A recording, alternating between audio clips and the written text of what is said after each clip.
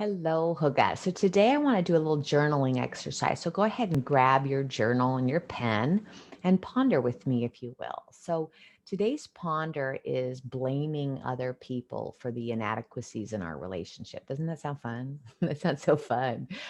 We dive into this topic, into relationships, really big into the spring. But just to give you a little something, something here, is this idea that we blame other people for inadequacies in our relationship. So let's use the example that I keep hearing over and over. There's no sex in our marriage, right? There's no sex in our marriage. I want more sex in our marriage. We don't have enough sex in our marriage. He doesn't want to have sex. She doesn't want to have sex, right? This is the only person in the entire world, on the entire planet, in the entire galaxy I'm allowed to have sex with, and they won't have sex with me, right? How do those thoughts feel?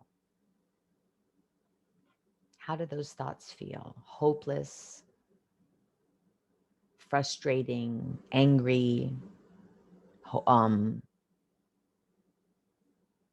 resentful. So I want you to think about that, especially if this is one of your issues. But even if it's not one of your issues, if you're having tons of sex in your marriage, what is a relationship that you have where you're blaming the other person for its inadequacies? Maybe your teenager, maybe your grown daughter who's a mother of her own. Okay. So, what are these feelings that you feel when you think about this issue? An example we're using is the sexless marriage. So, if we know that a thought causes us to feel a certain way, right? Our feelings don't just happen, they happen because of a thought. How do you show up when you're feeling this way? When you're full of resentment, when you're full of resentment, how do you show up with your partner? Right? When you feel resentful, how do you show up in your relationship? It's not very sexy. I'll tell you that right here and now. Right? So my point being, and I want you to take some time to journal on this, 3 to 5 minutes, just spill out your guts here on your journal. When you think something and you feel something, you behave, right? And that's not just the end of it, because however we behave is how our life shows up, right? So if I have no sex in my marriage and I resent my partner for being unable to have sex with me or unwilling to have sex with me for whatever reason, and I feel resentful, I might pull away. I might nag.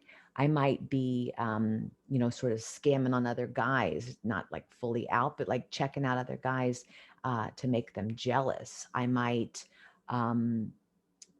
cry and weep, right? And beg, please, please, please, out of sort of a desperation.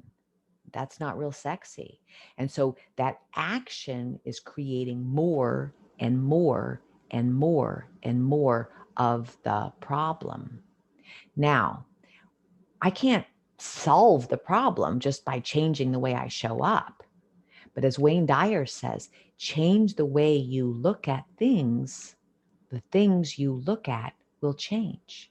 So if I am not having sex with my partner, my spouse, and I feel compassionate to his inability or his working so hard he's tired, or that he feels massively overweight and he doesn't feel turned on, or if I have compassion for him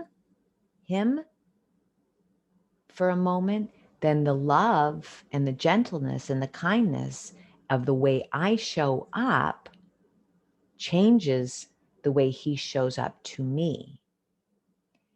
Maybe that is the road to healing, or maybe it is the road to healing.